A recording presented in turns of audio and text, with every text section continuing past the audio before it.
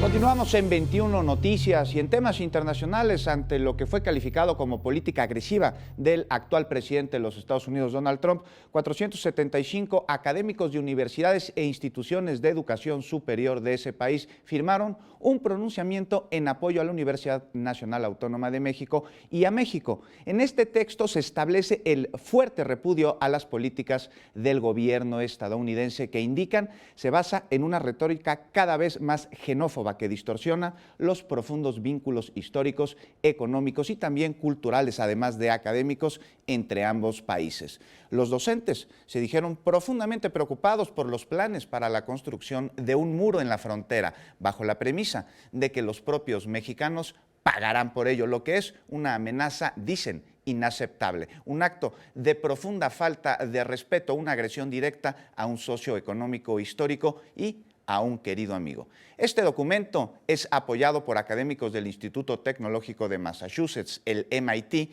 y de las universidades de Harvard, Pittsburgh, Princeton, Yale y además de la Universidad de Nueva York.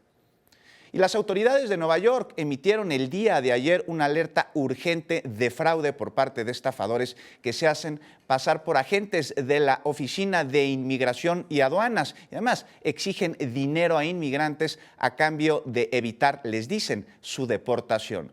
El fiscal general del estado, Eric Schneiderman, aseguró que ha recibido un número creciente de informes de este tipo después de las redadas de deportación de los últimos días. El fiscal urgió a protegerse aprendiendo sobre estas posibles estafas y contactando con su oficina si sospechan de algún fraude. Recuerda que nunca serán cuestionados sobre sus estatus migratorios. Schneiderman subrayó que los agentes de inmigración jamás pedirán dinero ni tienen autoridad para entrar en un hogar sin que exista una orden firmada por un juez.